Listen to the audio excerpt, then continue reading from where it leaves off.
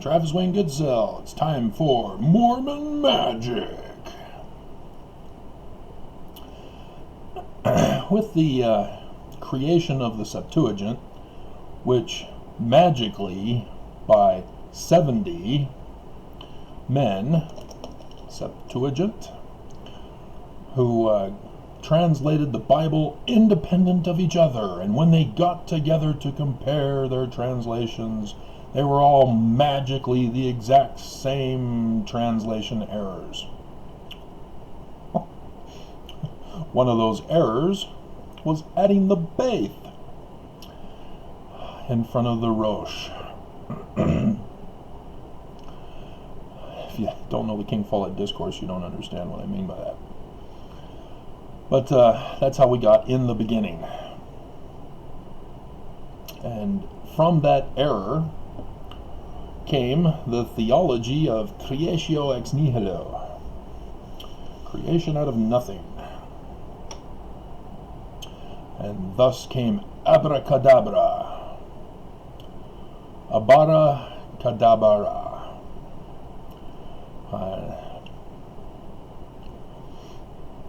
Let's see, abara,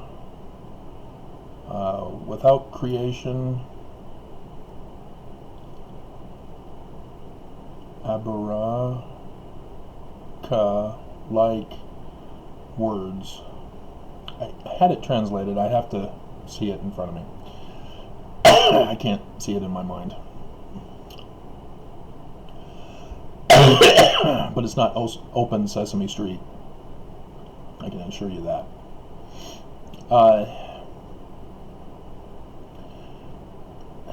And so, as a result of creatio ex nihilo, came the fracturing of the patriarchal Holy Roman Empire from the mists of Avalon, and then you get Arthur Pendragon, who breeds with one of the witches, what was the father's name? Anyway, the dragon breeds with one of the Mist of Avalon witches, and has Arthur Pendragon, and then you get Sir Lancelot, and Sir Gawain, and brave Sir Robin, who ran away, and the Holy Grail, and the Killer Rabbit, and all sorts of other fun adventures with Chaucer's tales of King Arthur. And so, what is magic? Well, you have witches who make spells. Well, what are the spells? Well, they're prayers. That's all they are. They call them spells. Christians call it prayer. Unless it's witches giving the prayer, then it's communication with the devil. Burn the witch. How do we know she's a witch? Let's put her in the water. If she floats, she's a witch, because ducks float, and ducks are witches. And if she sinks and drowns, then we know that she was not a witch, and that she was innocent the whole time. Again, with Monty Python.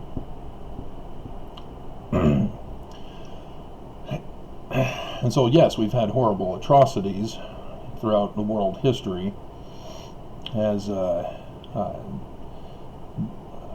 Spanish Inquisition with the witch's hammer, and the Salem witch trials here in America, of which I think it was the grandfather of Junior. So it would have been Smith Sr.'s father. I think. I'd have to recheck.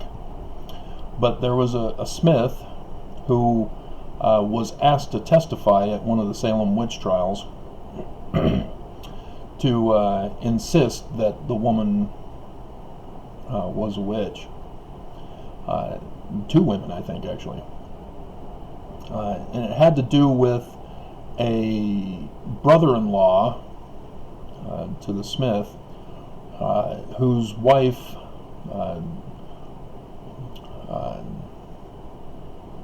were kind of unsure, but there was some sexual transgression involved, and so if you want to cover up your crime, you just accused your wife, who caught you in the act, of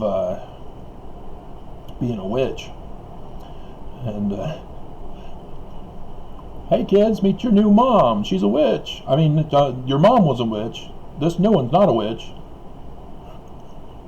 She didn't enchant me.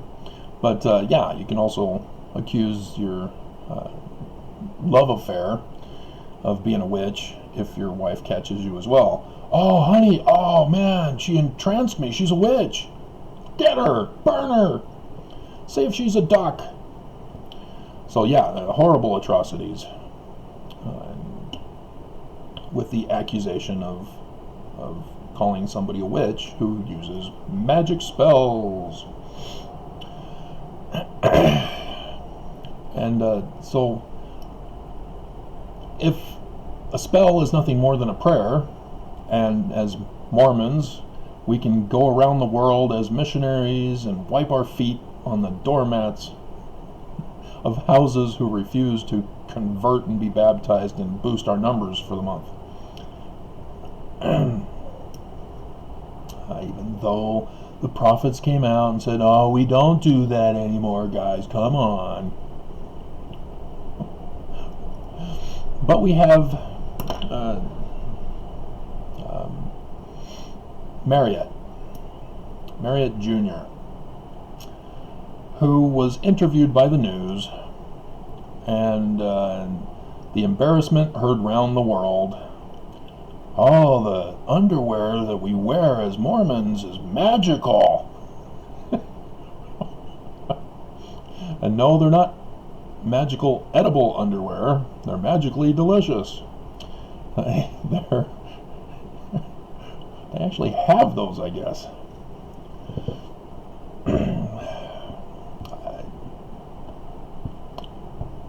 I'm not going to go into another porn video here, which those always do very well in numbers for views. But we're talking magic. And the Mormon worldview, or Mormonism and the magic worldview, as D. Michael Quinn believes, incorrectly, a student has become the master. Yes, I took his LDS church sociology class at the University of Utah. And he wouldn't tell us about September 6th. Anyway, so yeah, Joseph Smith is accused of being a warlock. Not a witch. Witches are for women, warlocks are for men. Gotta get it correct. And so yeah, his magic hat trick, he looks into a hat, and he has his two stones sitting on top of the plates, and is able to read the plates in the darkness with magical light that appears inside his hat. I don't think anybody's made the connection about the actual plates themselves being in the ground, covered by a rock. Has anybody else made that connection? Is it just me? And I've gone over the explanation, but yeah, everybody says though that that's magic and witchcraft, and D. Michael Quinn tries to soften it for the church by saying, oh, you know, that was just the culture, that was just the tradition, he's just a mortal man. No, Joseph Smith is a prophet of God, and therefore he's God himself incarnate, but he's not a translator, he's only a revelator. But he's still superhuman. Okay. And then you have the Holiness to the Lord parchment. It's got all of those weird, wacky designs like stars. Obviously, it's magic. It's a magic spell chart. No.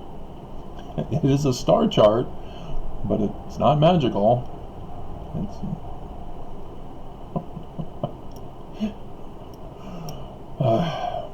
There's a thing called Jewish mysticism.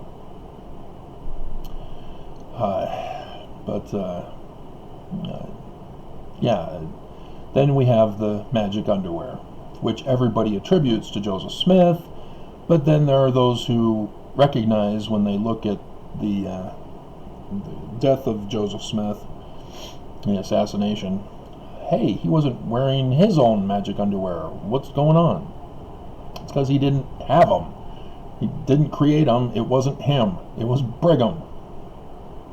Brigham created the magic underwear. I've gone over that too. But what is this concept of magic powers? And trying to get Mormons to refer to it as priesthood power.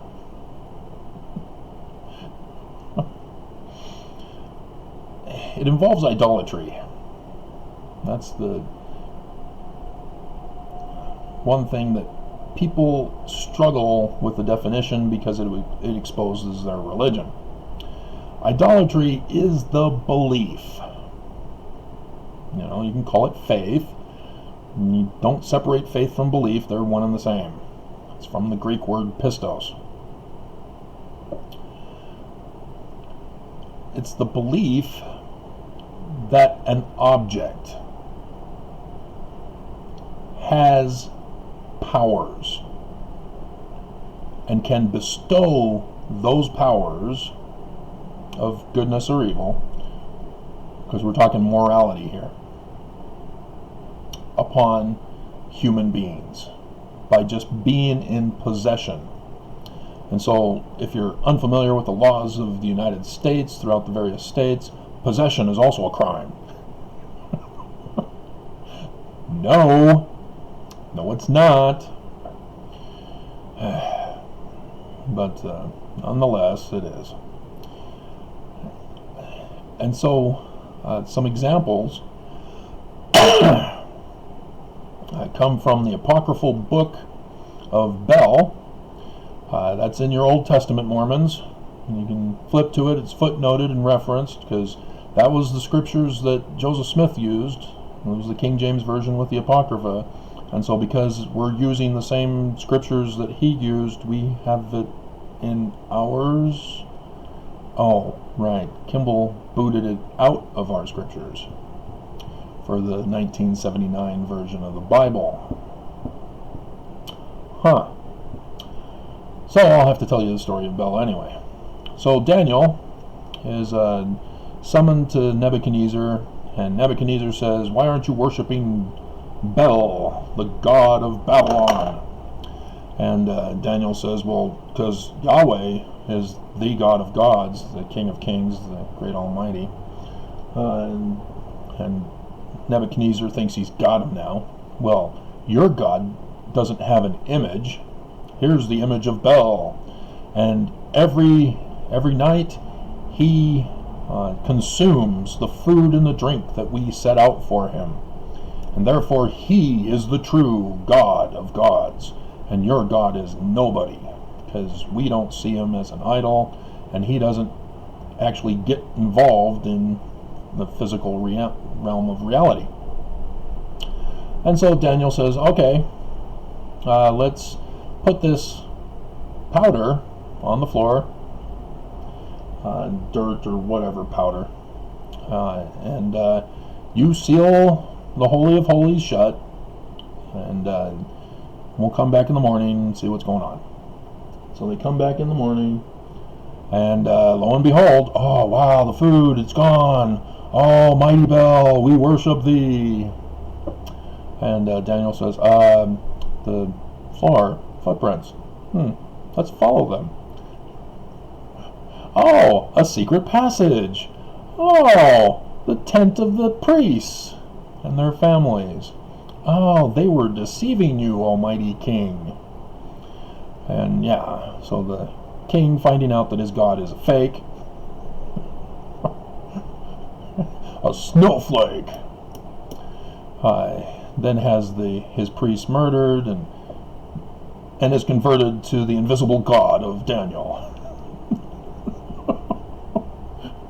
who creates out of nothing. That's how Christians interpret it. And so superstition then is a result of the actions that a person takes under the belief of idolatry. And so you pour salt over your shoulder. If you spill the salt on the table, you spit whenever you hear the name Saxon, or I can't remember. There's plenty of shows where people do the spitting, whether they're Greeks or Jews or whatever.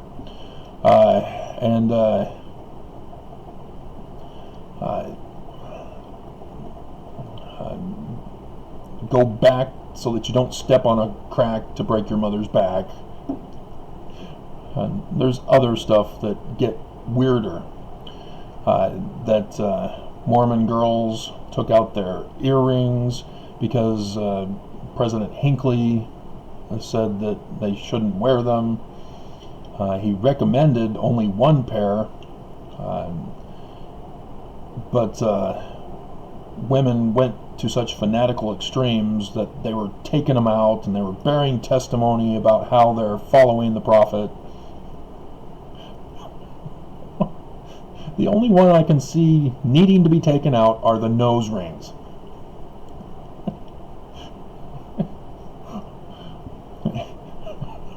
Other than that, who cares? I mean, seriously. I mean, yes, when you have children and little babies are pulling at your hair, they're going to be pulling at any kind of jewelry as well, and it's going to be very painful. But seriously? And yet Mormons think that they're good by being superstitious to the idolatrous belief that wearing excessive amounts of jewelry, and in the fanatical minds of Mormons, any and all jewelry, other than the Mormon medallion, the Molly Mormon medallion. That's the bare minimum they'll wear if they don't consider the Molly Mormon medallion a sinful thing to wear anyway. But that's how it works. You know, jewelry now becomes an idol. Oh, it's bad to wear it. And so you go to the extreme of not wearing jewelry, the superstition.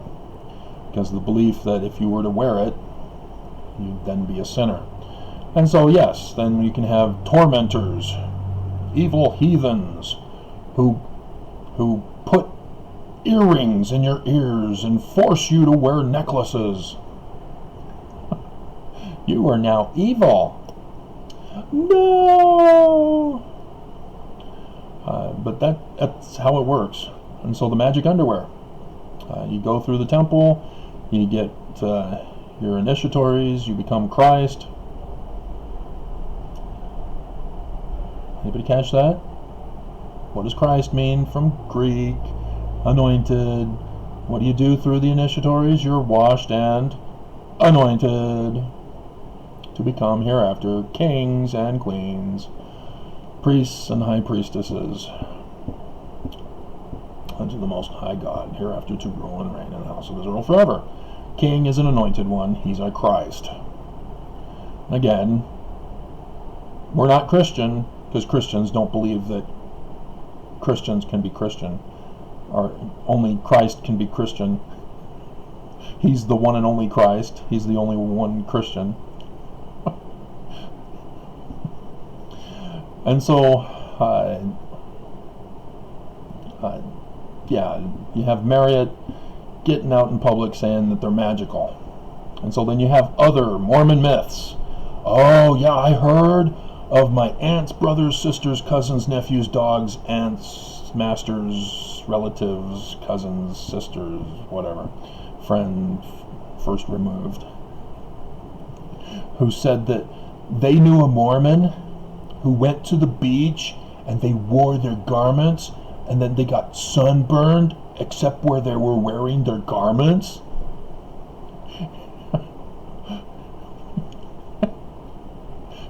I actually heard somebody claim that, not the whole long list of separation, but the actual claim that their garments protected them from getting sunburned.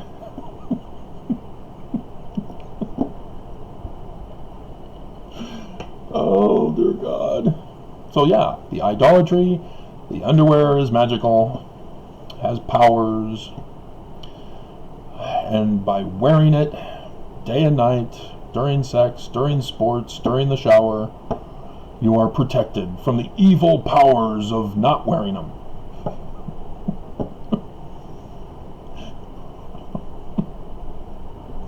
And so yes, it's hilarious. The butt of many a potential joke that I'm surprised are not already out there.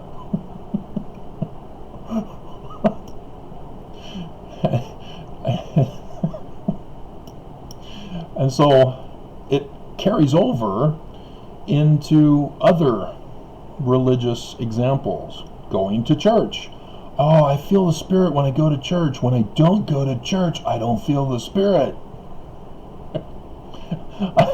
I read the scriptures to feel the Spirit, because when I don't read them, I don't feel the Spirit.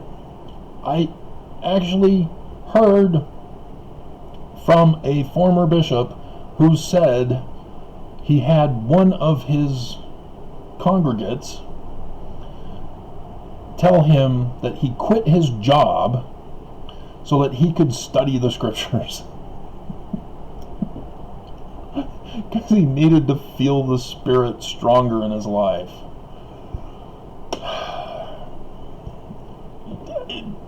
I'm telling you, a whole comedy show.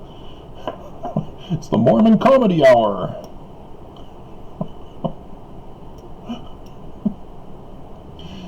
You just, oh dear God. But yeah, to believe that you have to go to church, you have to go to the temple, you have to say rote prayers, you have to read your scriptures, and if you don't, you're evil and you're not going to feel the Spirit, and you're at a loss for life, and you're worthless scum, and you're going to burn in hell. Seriously? I mean, how many missionaries have come home and said, I don't feel the Spirit as strongly anymore?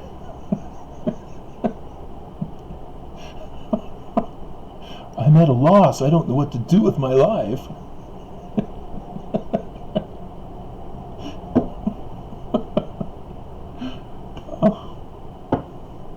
This is why idolatry is a bad thing. It's fake. It's false. It's a fake religion. It's a false religion. And anybody who pushes it is a false prophet. So, if you had a leader of a church who comes out and says, we're going to hold a religious fast to cure coronavirus, and if that religious leader, realizing that the first attempt failed, then tries to double down and hold a second one, and then that miserably fails, the Mormons, the members of that organization, of that hypothetical example, should recognize that their leader is fake, that he's a false prophet, that he's teaching and promoting idolatry over the true God, the creatio ex nihilo God, obviously. And then, in that hypothetical example, comes out right before Thanksgiving to say that gratitude has healing powers to cure coronavirus. Yes, I'm talking about Russell M. Nelson. Guys, he's promoting idolatry. Nelson is the magic warlock of the church. And it may work great for a movie series about Harry Prophet and the magic sword of Book of Mormon, or the magic something like that, the magic iron rod.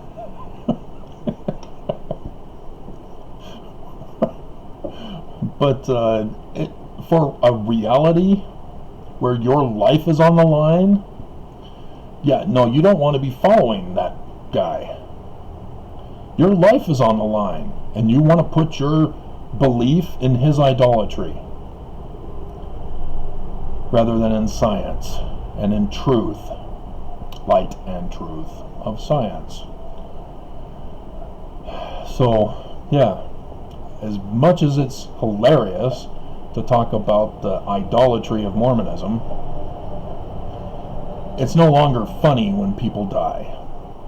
It's all fun and games until people start dying of the virus that he himself helped spread and escalate. That's why idolatry is so wrong as a religion.